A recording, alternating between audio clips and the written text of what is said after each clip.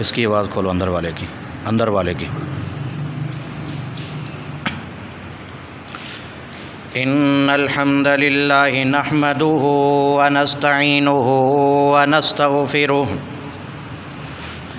ونعوذ باللہ من شرور انفسنا ومن سیئات اعمالنا من يهده الله فلا مضل له ومن يضلل فلا هادي له ونشهد أن لا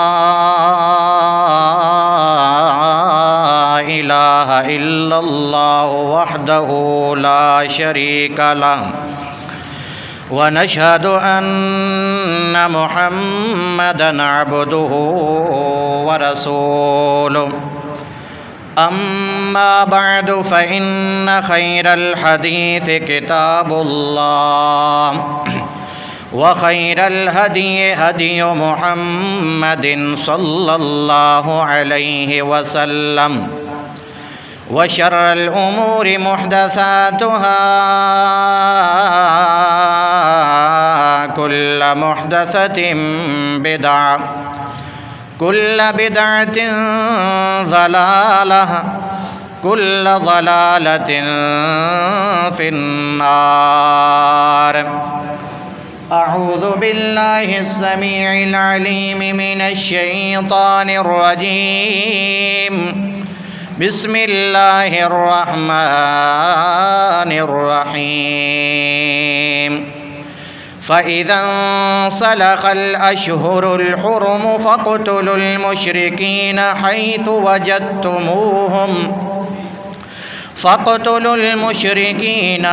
وجدتموهم وخذوهم واحصروهم واقعدوا لهم كل مرصد فإن تابوا وأقاموا الصلاة وآتوا الزكاة فخلوا سبيلهم إن الله غفور رحيم۔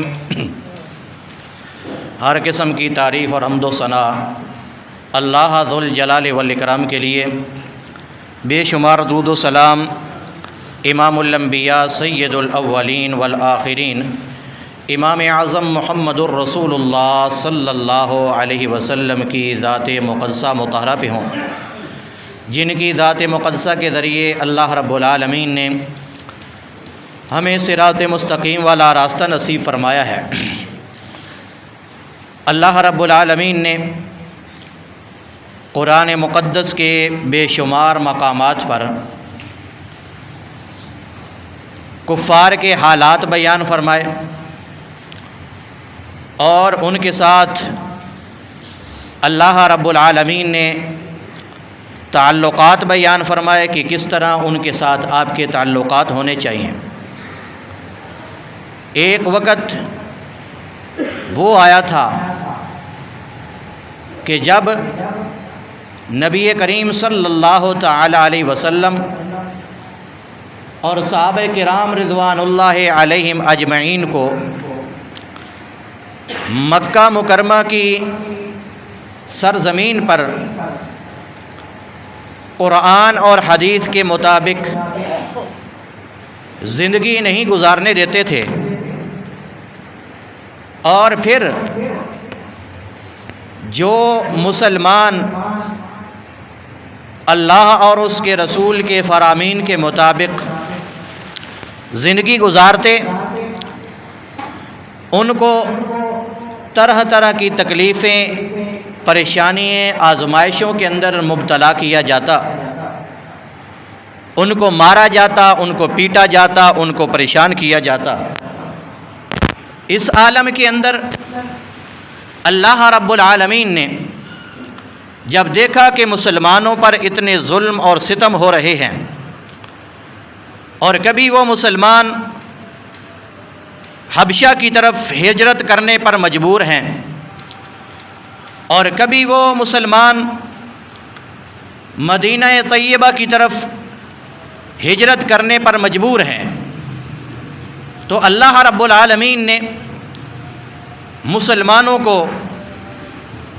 جہاد کا حکم دیا کہ اے پیغمبر صلی اللہ تعالی علیہ وسلم، اب آپ کے پاس کچھ نہ کچھ قوت اور طاقت آ چکی ہے، لہذا اب میں آپ کو یہ اجازت دے رہا ہوں کہ اگر کوئی کافر غیر مسلم آپ کو پریشان کرتا ہے، آپ کے ماننے والوں کو پریشان کرتا ہے، آپ پر وہ حملہ کرتا ہے، تو اس کا جواب آپ نے بھی اسی انداز میں دینا ہے جس انداز میں وہ آپ پر اور آپ کے صحابہ پر حملہ کرتا ہے۔ لہذا اللہ رب العالمین نے مسلمانوں کو پھر بھی ان ایام کے اندر جو خاص ایام اور مہینے ہیں جن کو اللہ رب العالمین نے اور شریعت نے عزت والا، حرمت والا قرار دے دیا ہے، اور ان مہینوں کے اندر اللہ رب العالمین نے مسلمانوں پر جنگ کرنا، قتال کرنا، اس کو اللہ رب العالمین نے منع کیا ہے۔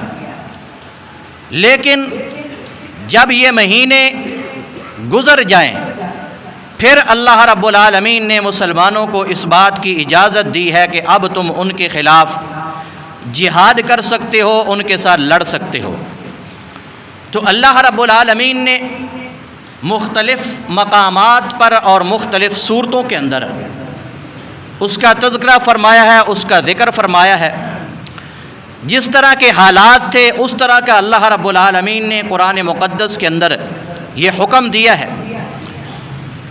اور آج اس دنیا کے اندر کچھ لوگ ایسے ہیں جو قرآن مقدس کی ان آیات پر اعتراض لگا کر کہتے ہیں کہ ان کو قرآن مقدس سے نکال دیا جائے۔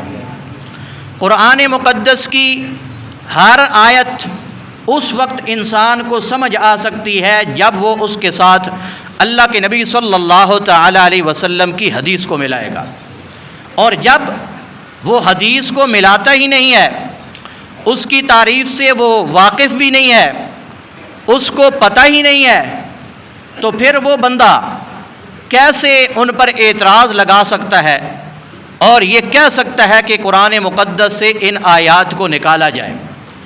اور ان آیات میں سے ایک آیت یہ ہے کہ جو میں نے ابھی آپ کے سامنے تلاوت کی ہے، فَإِذَا انْسَلَخَ الْأَشْهُرُ الْحُرُمُ، یہ سورۃ التوبہ ہے، آیت نمبر اس کی 5 ہے۔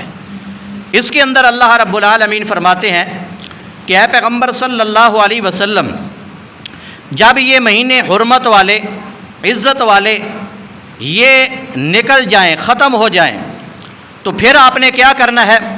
اللہ رب العالمین پیغمبر کو حکم دے رہے ہیں، فَإِذَا انْسَلَخَ الْأَشْهُرُ الْحُرُمُ فَاقْتُلُوا الْمُشْرِكِينَ حَيْثُ وَجَدتُّمُوهُمْ۔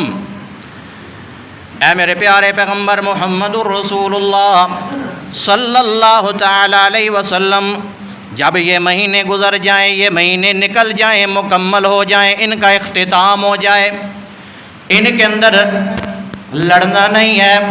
یار اس کی تار کھول دے، بالکل کھول دے اس کی تار، ضرورت ہی نہیں ہے، باہر لوگ نہیں ہیں۔ جب یہ مہینے ختم ہو جائیں، نکل جائیں، اللہ رب العالمین فرماتے ہیں فَاقْتُلُوا الْمُشْرِكِينَ حَيْثُ وَجَدتُّمُوهُمْ۔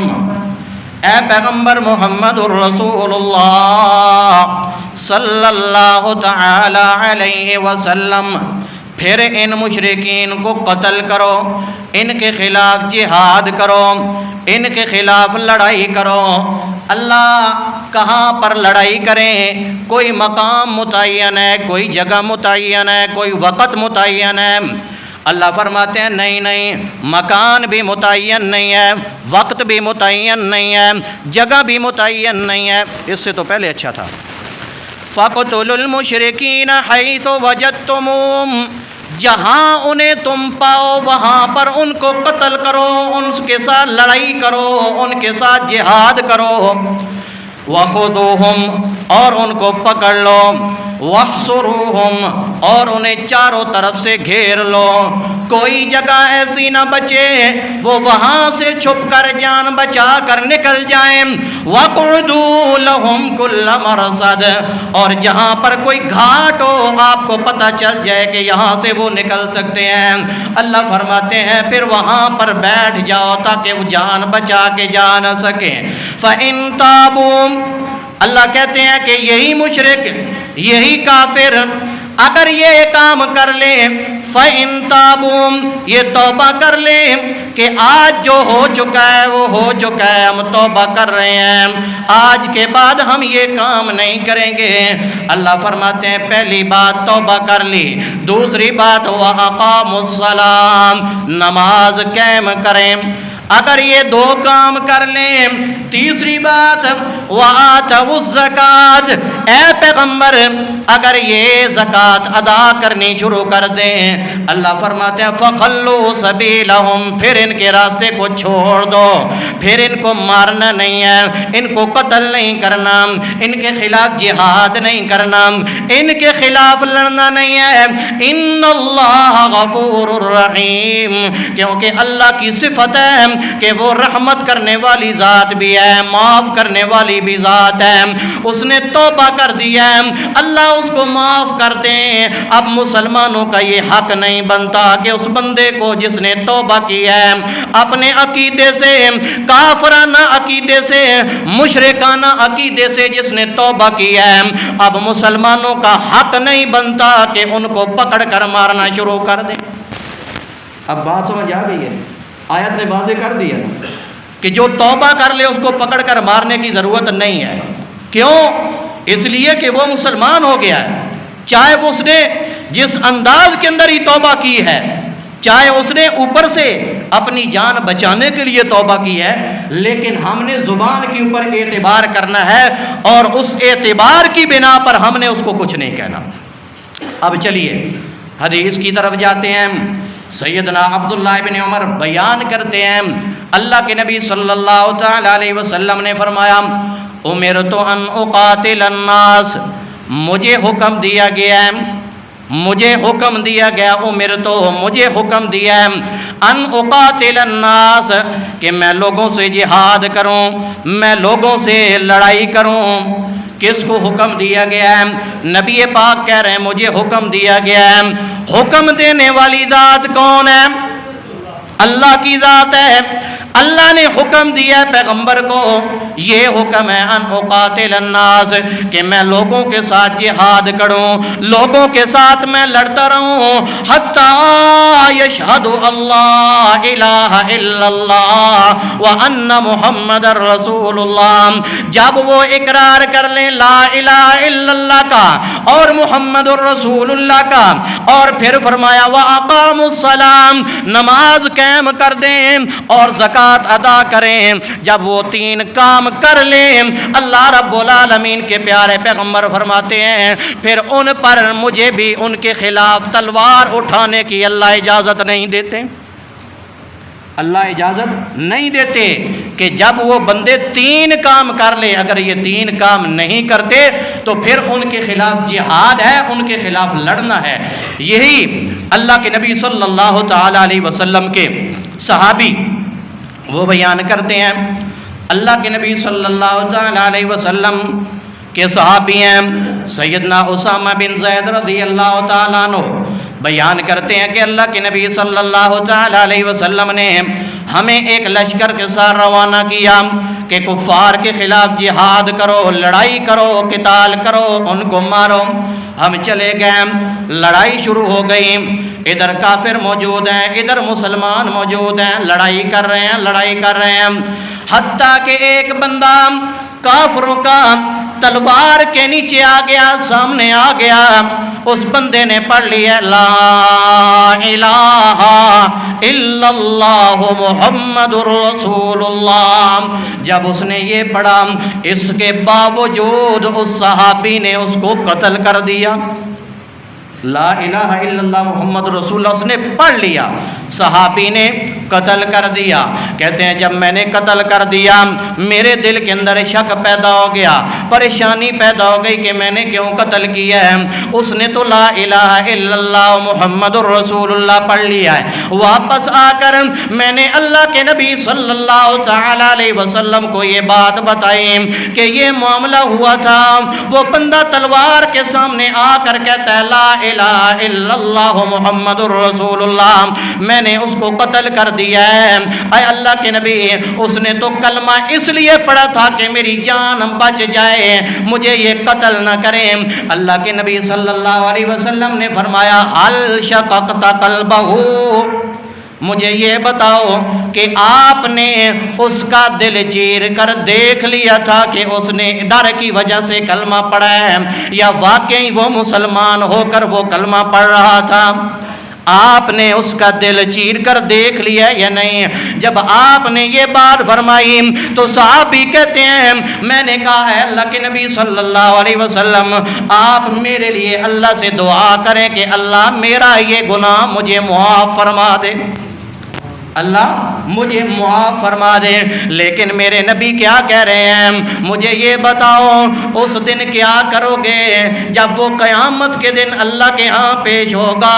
وہ کہے گا کہ اللہ میں نے لا الہ الا اللہ محمد الرسول اللہ پڑھ لیا تھا، اس بندے نے مجھے پھر بھی قتل کر دیا تھا، مجھے یہ بتاؤ کہ اس وقت کیا جواب دو گے، کیا حساب و کتاب تمہارا ہوگا؟ یہ بار بار دورہ جا رہے ہیں، بار بار اللہ کے نبی صلی اللہ علیہ وسلم یہ بات دہراتے جا رہے ہیں، حتیٰ کہ میں یہ کہنے پر مجبور ہو گیا، میرے دل کے اندر یہ تمنا اور خواہش پیدا ہو گئی کہ کاش میں آج کے دن اسلام لایا ہوتا، مسلمان ہوتا، تاکہ مجھ سے یہ گناہ سرزد بھی نہ ہوتا۔ صحابہ کی تو یہ کیفیت تھی جنہوں نے اللہ کے نبی صلی اللہ تعالی علیہ وسلم سے دین سیکھا ہے، اللہ کا قرآن بھی سیکھا ہے اور نبی کریم صلی اللہ تعالی علیہ وسلم کی حدیث بھی سیکھی ہے، ان کی یہ کیفیت تھی۔ لیکن آج جن کو پتہ نہیں ہے وہ قرآن مقدس کی ان آیات کے اوپر اعتراض کرتے ہیں اور کہتے ہیں کہ ان آیات کو نکالنا چاہیے۔ کیوں؟ ان کو پتہ ہے کہ اللہ کے نبی صلی اللہ علیہ وسلم کے اوپر جو اللہ نے دین بھیجا ہے وہ کیسا دین ہے، اللہ نے صاف اور سچا دین بھیجا ہے۔ اس دین کے اندر اور اس دین کے جو ماننے والے ہیں، جو حکم اللہ اور اس کے رسول نے دیا ہے، اور اگر وقت آئے گا تو یہ وہ کام کر بھی گزریں گے۔ کیوں؟ اس لیے کہ اللہ نے تو ان کو وہی حکم دیا ہے۔ ذرا آگے سنیے، اللہ کے نبی صلی اللہ تعالی علیہ وسلم کے اوپر ایک دوسری آیت اللہ رب العالمین نے نازل کی اور اس کے اوپر بھی وہ اعتراض کرتے ہوئے کہتے ہیں، اللہ رب العالمین فرماتے ہیں قاتلوہم، میرے پیغمبر ان کے ساتھ لڑائی کرو، ان کے ساتھ جہاد کرو، یعذبہم اللہ بایدیکم، اللہ تمہارے ہاتھوں کے ذریعے ان کو عذاب دیں گے۔ مسلمانوں کو اللہ کہہ رہے ہیں تمہارے ہاتھوں کے ذریعے اللہ ان کو عذاب دیں گے، وَيُخْزِهِمْ، اور ان کو رسوا کریں گے، وَيَنْصُرُكُمْ عَلَيْهِمْ، اللہ ان کے خلاف تمہاری مدد کریں گے، وَيَشْفِ صُدُورَ قَوْمٍ مُؤْمِنِينَ، اللہ فرماتے ہیں کہ اللہ رب العالمین مومن لوگوں کے دلوں کو شفا دے گا۔ اللہ رب العالمین نے بات واضح کر دی، میرے پیغمبر کن کے ساتھ لڑنا ہے، کن کے خلاف جہاد کرنا ہے؟ جنہوں نے آپ کو پریشان کیا ہے، جنہوں نے آپ کی بات نہیں مانی، جنہوں نے اس دین کو نہیں مانا، جنہوں نے وحی الہی کو نہیں مانا۔ میرے پیغمبر آپ کے صحابہ کو تکلیفیں دی ہیں، قتل کر دیا ہے، ان کو مارا ہے، ان کو پیٹا ہے، عورتوں کی عزت کو پامال کیا ہے۔ اب ان کے خلاف آپ نے جہاد کرنا ہے، ان کے خلاف لڑنا ہے، اور میرے پیغمبر آپ کو بھی آپ کے ماننے والے صحابہ کو مکہ سے نکلنے پر مجبور کیا. کبھی وہ حبشہ کی طرف ہجرت کر کے جا رہے ہیں، کبھی مدینہ طیبہ کی طرف ہجرت کر کے جا رہے ہیں، کبھی آپ بھی ان کے ساتھ ہجرت کر کے جا رہے ہیں. میرے پیغمبر اب ان کو آپ نے مارنا ہے، ان کو قتل کرنا ہے. جب قتل کرنا ہے، کیوں قتل کرنا ہے؟ کہ یہ مسلمان نہیں ہیں، یہ اسلام نہیں لے آئے، اسلام کے اندر یہ داخل نہیں ہوئے، اس لیے آپ نے ان کو مارنا ہے. اور جب یہ مسلمان ہو جائیں گے پھر آپ کے لیے ان پر تلوار اٹھانا، ان کو مارنا، ان کے خلاف جہاد کرنا جائز نہیں ہوگا، آپ کے اوپر پھر حرام ہوگا. میرے پیغمبر محمد الرسول اللہ صلی اللہ تعالی علیہ وسلم اس آیت کے اوپر اعتراض کیا کہ اس کو بھی نکالو. کیوں؟ ان کو پتہ ہے کہ ہم نے تو مسلمان ہونا نہیں ہے، ہم نے مسلمان نہیں ہونا، اور یہ مسلمانوں کو اگر اللہ رب العالمین نے موقع دیا تو پھر انہوں نے ہمیں چھوڑنا ہی نہیں ہے. اس لیے ان کو تکلیف ہے کہ یہ جہاد آیات ساری جہاد کی ہے اور کہیں مال غنیمت کی ہے کہ یہ مال غنیمت جو کافروں کا مال اکٹھا کیا جاتا ہے جہاد کے بعد، قتال کے بعد، جنگ لڑائی کے بعد، یہ جو مسلمان اکٹھا کر کے لے جاتے ہیں اس آیت کو بھی نکالو، کیونکہ اللہ رب العالمین نے وہ حلال اور پاک کیا ہے کہ یہ تمہارے لیے جائز ہے، تم اس کو کھا سکتے ہو. اللہ رب العالمین نے جب حلال کیا ہے تو وہ کہتے ہیں اس آیت کو بھی نکالو. دوسری آیت آگے تیسری نمبر پر اللہ رب العالمین فرماتے ہیں اے میرے پیغمبر محمد الرسول اللہ صلی اللہ تعالی علیہ وسلم، یہ دیکھیے جس طرح کہ وہ کافر کہتے تھے کہ قرآن کی کچھ آیات کے اندر تبدیلی کر کے لے آؤ تاکہ ہم بھی پڑھیں اور آپ بھی پڑھیں، آپ بھی ہماری بات مانیں، ہم آپ کی بات مانیں. لیکن اللہ کے پیغمبر صلی اللہ تعالی علیہ وسلم نے فرمایا نہیں نہیں، یہ میرے اختیار میں نہیں ہے کہ میں تبدیلی کر لوں، میرے اختیار میں نہیں ہے کہ میں قرآن کے اندر رد و بدل کر دوں، یہ دے اللہ کا حکم ہے، اللہ نے مجھے بھیجا ہے. اللہ رب العالمین فرماتے ہیں اے میرے پیغمبر ایمان والوں کو کہہ دو یا ایھا الذین آمنوا انما المشرکون نجس فلا یقربوا المسجد الحرام بعد عامہم ھذا. اے میرے پیغمبر انہیں کہہ دو مسلمانوں کو کہ جو مشرک ہیں یہ ناپاک ہیں، انہیں مسجد حرام کے قریب مت آنے دو، انہیں مسجد حرام کے قریب مت آنے دو، یہ ناپاک ہیں، ان کا عقیدہ ناپاک ہے، یہ ناپاک ہیں. اور ناپاک کیسے آ سکتا ہے مسجد کے اندر؟ یہ اللہ نے ان کے بارے میں کہا ہے. اور مسلمان تو ناپاک ہوتا ہی نہیں ہے، وہ تو ہر وقت پاک ہوتا ہے. جب کیفیت اس پر طاری ہوتی ہے وہ اللہ اور رسول اللہ صلی اللہ علیہ وسلم نے اس سے پاک رہنے کے طریقے بتلائے ہیں کہ یہ طریقہ ہے اس سے پاک ہونے کا، اس کے مطابق عمل کرو، غسل کر لو، تم پاک ہو جاؤ گے، یہ تمہاری ناپاکی ختم ہو جائے گی. لیکن ان کو مسجد حرام کے نزدیک آنے کی اجازت نہیں ہے. اور پھر صحابہ نے اعلان کیا اور اللہ کے نبی صلی اللہ تعالی علیہ وسلم کے صحابہ نے جزیرہ عرب سے بھی ان کو نکال دیا کہ نکلو، اب یہاں پر تمہارا رہنا، یہاں پر تمہارا بسنا، یہاں پر تمہیں زندگی گزارنے کا کوئی اختیار نہیں ہے. اگر رہنا چاہتے ہو تو پھر ہمارے ہاں تم رہو، ہمیں ٹیکس دو جس کو قرآن نے جزیہ کہا ہے، اگر یہ دو گے ہمارے پاس رہو گے تو پھر تمہیں حقوق وہی ملیں گے جو ایک مسلمان کو ملتے ہیں. مسلمان کی عزت اور اس کی جان محفوظ ہے، تمہاری عزت بھی محفوظ رہے گی، تمہاری جان بھی محفوظ رہے گی. لیکن اگر جزیہ نہیں دیتے، ٹیکس نہیں دیتے تو پھر تم ہمارے پاس رہ نہیں سکتے. جنہوں نے ٹیکس دیا اور جزیہ دیا وہ رہے، جنہوں نے نہیں دیا ان کو صحابہ نے اور اللہ کے نبی صلی اللہ تعالی علیہ وسلم کے ماننے والوں نے وہاں سے نکال دیا. اللہ فرماتے ہیں میرے پیغمبر دیکھیے یہ ایسے لوگ ہیں اور یہ قرآن مقدس پر آج اعتراض کر رہے ہیں، انہوں نے کرنا ہے، ان کا حق بنتا ہے. اور پھر اللہ رب العالمین نے ایک جگہ پر کہتے ہیں قاتل الذین لا یؤمنون باللہ، میرے پیغمبر ان کے خلاف جہاد کیجئے جو اللہ کو نہیں مانتے، वला बिल यौमिल आखिर, आखिरत के दिन को नहीं मानते। वला युहर्रिमून मा हर्रमल्लाहु व रसूलुहु, जो अल्लाह और उसके रसूल ने हराम किया है उसको हराम नहीं मानते।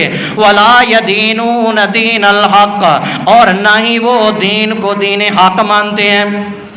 अब जिस बंदे ने इतराज़ किया है, जिस बंदे ने ये इतराज़ किया है कि इन आयात को निकालो, अल्लाह ने कहा वला युहर्रिमून मा हर्रमल्लाहु व रसूलुहु, जो अल्लाह और उसके रसूल ने हराम किया है उसको क्या है, ये हराम नहीं मानते। अब जिसको मेरे नबी ने हराम किया है वो उसको हराम नहीं मानता, वो उनको जायज़ समझते हैं। निकाह मुता मेरे नबी ने हराम करार दे दिया है कि ये हराम है, वो उसको जायज़ समझते हैं, वो उसको जायज़ कहते हैं कि ये जायज़ है। अब वो कहेंगे ना ये आयत निकालो, क्योंकि निकाह मुता तो रसूलुल्लाह सल्लल्लाहु अलैहि वसल्लम ने हराम किया है। अब वो कहेंगे इसको निकालो, अल्लाह कहते हैं इनके खिलाफ जिहाद करो, इनको मारो, इनको अच्छी तरह ख़त्म करो दुनिया से। और फिर ये दीन हक मानते ही नहीं है। हमारे इस कुरान को वो कुरान मानते हैं, असल कुरान वो इसको मानते ही नहीं है।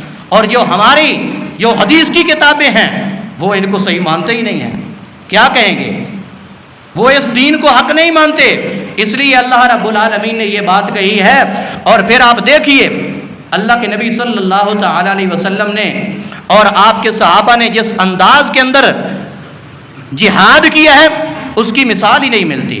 आप देखिए अल्लाह के नबी सल्लल्लाहु तआला अलैहि वसल्लम ने सहाबा की एक जमात को भेजा कि जाओ आप जाकर जंगे मौता करो।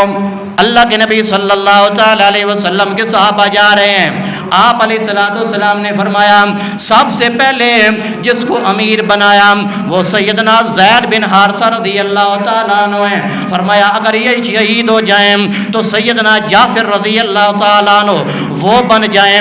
अगर वो शहीद हो जाएं तो फिर अल्लाह के नबी सल्लल्लाहु तआला अलैहि वसल्लम ने फरमाया फिर अब्दुल्लाह बिन रवाहा रज़ियल्लाहु तआला अन्हु उन्होंने संभाल लिया। आप अलैहिस्सलाम ने भेज दिया, सहाबा जा रहे हैं।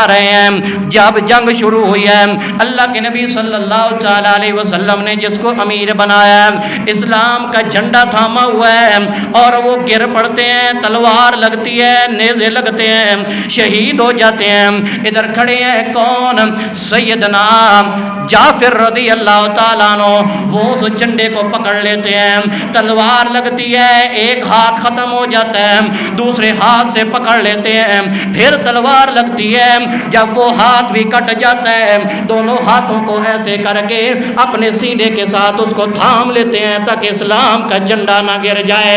इसी तरह थामे थामे लड़ रहे हैं, हत्ता कि उनको भी तीर लगता है, वो भी शहीद हो जाते हैं। इधर सैयदना अब्दुल्ला इब्न रवाहा रज़ियल्लाहु तआला अन्हु मौजूद हैं। फौरन इस्लाम का झंडा वो पकड़ लेते हैं और काफरों को ख़त्म कर देते हैं, मुसलमानों को अल्लाह रब्बुल आलमीन गलबा अता कर देते हैं। अल्लाह फरमाते हैं ज़रा देखिए इसीलिए तो इनको ये जंगें अच्छी नहीं लगती।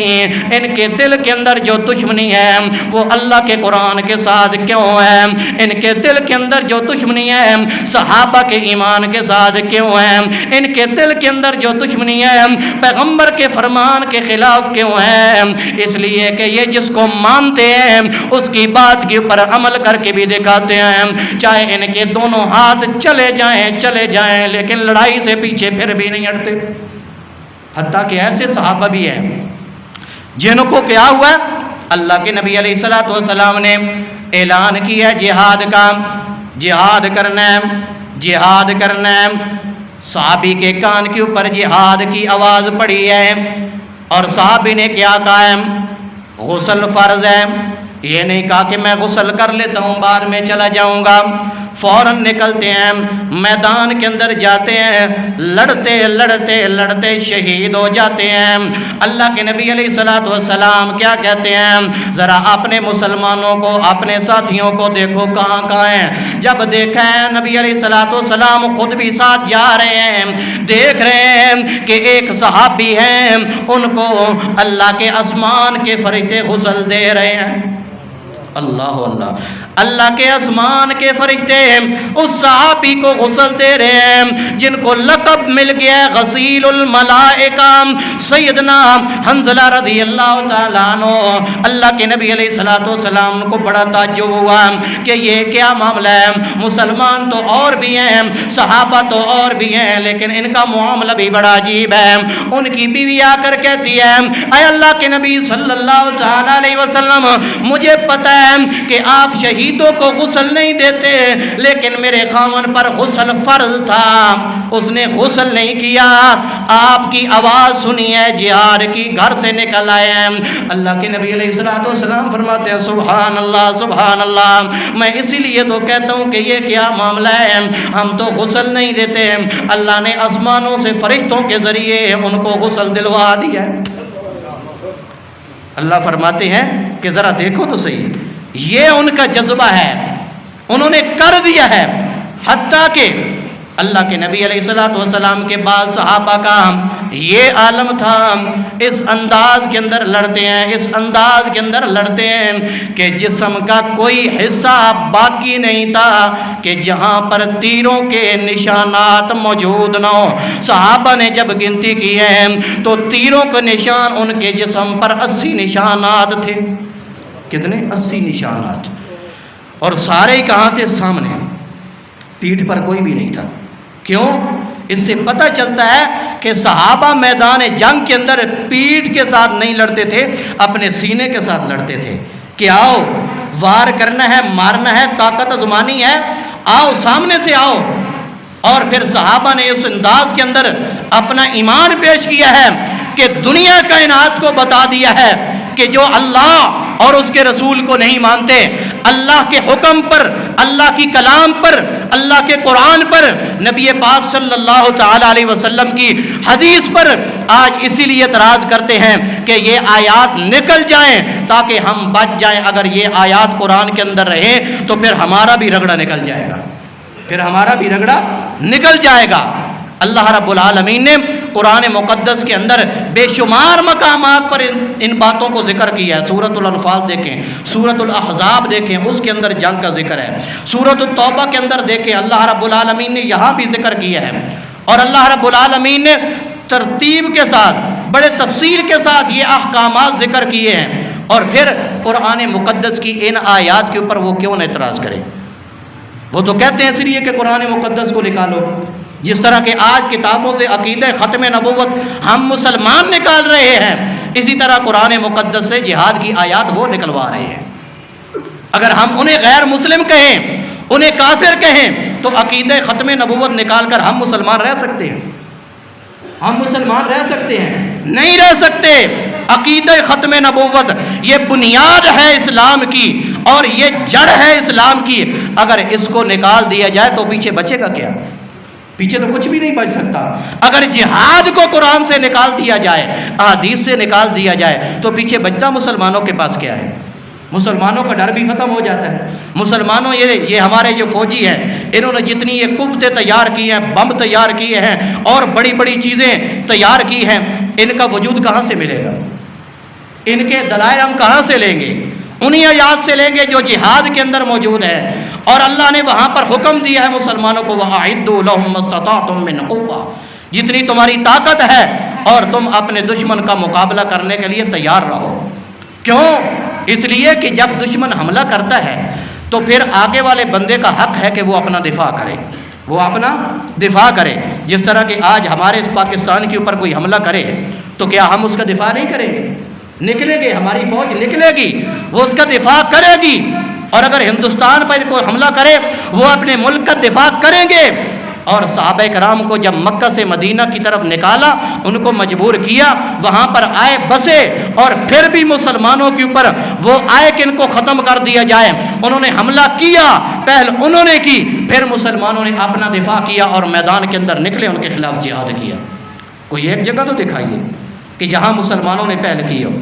ہمیشہ جہاں پر بھی جنگ کی ابتدا ہوئی ہے تو کافروں کی طرف سے ہوئی ہے، کافروں نے پہل کی ہے، پھر مسلمانوں نے اپنا دفاع کیا ہے۔ اور پھر آپ وہ دیکھیں وہ منظر خندق کے موقع پر، جب مسلمان کتنے تھے، بالکل